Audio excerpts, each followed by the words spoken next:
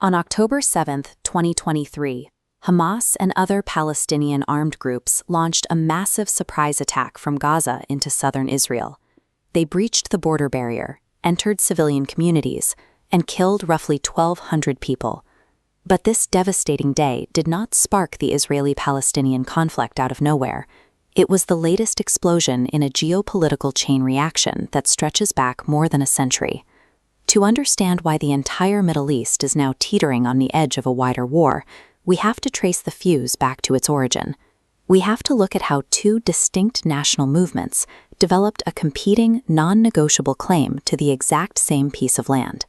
Looking at this map of the Eastern Mediterranean, you see the modern borders of Israel, sitting alongside the Palestinian territories of the West Bank and the Gaza Strip. If we erase those modern lines, we find a territory steeped in thousands of years of history.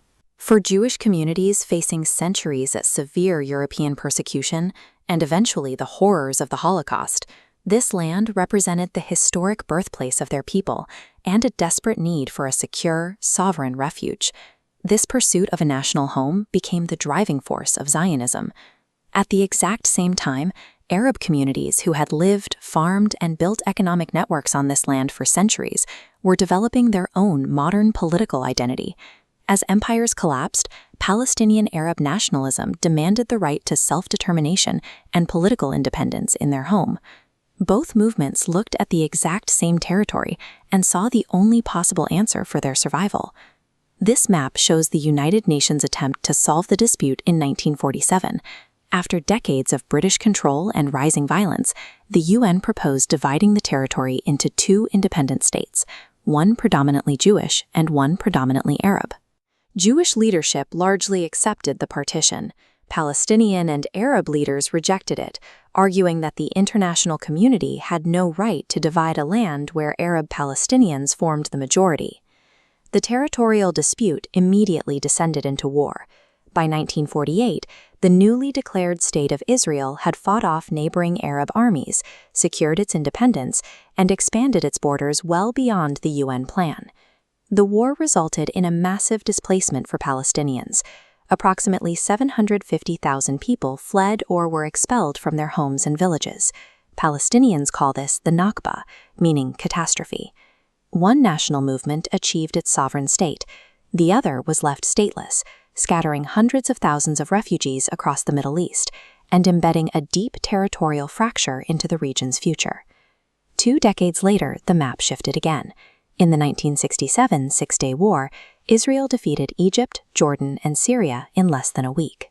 Israel captured and militarily occupied the Sinai Peninsula, the Golan Heights, and crucially, the remaining Palestinian territories, the West Bank, East Jerusalem, and Gaza. Living under military occupation, Palestinians increasingly rallied around the Palestinian Liberation Organization, or PLO. Led by Yasser Arafat, the group took direct control of the fight for statehood.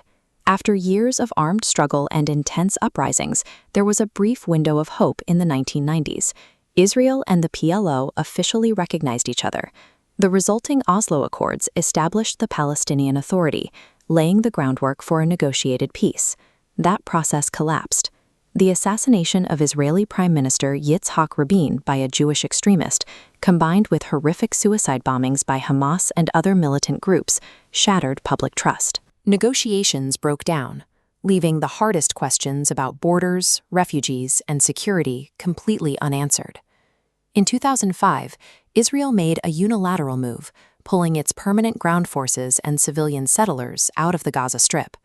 Shortly after that withdrawal, Hamas, an Islamist organization that opposes Israel's existence, violently seized control of Gaza from the rival Palestinian Authority. In response, Israel and Egypt imposed a severe blockade on the territory, heavily restricting the movement of goods and people. What followed was a grim cycle that repeated for nearly 15 years. Hamas fired rockets into Israel. Israel responded with devastating airstrikes. Tragically, civilians died. Infrastructure was destroyed, and eventually a temporary ceasefire paused the fighting. Because these escalations usually settled back into a tense quiet, many international diplomats treated the situation as a status quo to be managed indefinitely.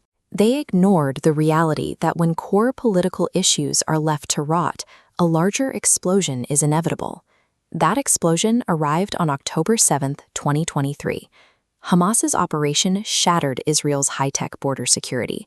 Militants systematically attacked civilian communities and dragged roughly 250 hostages back into Gaza. Israel declared war, launching a massive air and ground invasion with the stated goal of destroying Hamas and recovering the hostages. The resulting bombardment leveled huge portions of Gaza, displaced millions of people, and drove the civilian death toll into the tens of thousands. The conflict rapidly spilled over its borders. To the north, the powerful Iranian-backed militia Hezbollah began firing into Israel from Lebanon, opening a deadly second front that forced hundreds of thousands of people to evacuate on both sides of the border. Thousands of miles south, the Houthi movement in Yemen began launching drones and missiles at commercial ships in the Red Sea. They choked off one of the world's most important maritime trade routes, pulling the U.S. military into the fray. Then, the decades-long shadow war between Iran and Israel broke into the open. For the first time, the two regional powers fired missiles directly at each other's territory. What started as an assault on the Gaza border evolved to involve aircraft carriers, international shipping freezes, and multiple sovereign nations. The failure to secure a political solution in Israel and Palestine had dragged the entire Middle East to the edge of a total regional war. By August 2026, a fragile ceasefire framework had managed to halt the full-scale war, but the situation remains deeply unstable. Israeli troops still operate inside parts of Gaza, and intermittent strikes continue. The international push for a permanent resolution is gridlocked over a single sequence of events. Israel insists that Hamas must be completely disarmed before its forces will withdraw.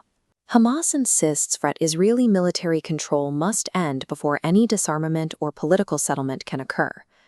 Beneath the geopolitical maneuvering and the debates over security parameters, the ultimate toll is human. Millions of Israeli and Palestinian civilians are navigating unimaginable grief, living in fear of the next rocket siren or the next airstrike, despite having the least amount of control over the decisions dictating their lives. As long as millions of people lack basic security and genuine political freedom, the underlying crisis persists. Because until Israelis and Palestinians can find a way to answer the foundational questions of borders, rights, and existence, the region isn't truly at peace. It's just waiting for the clock to run out again.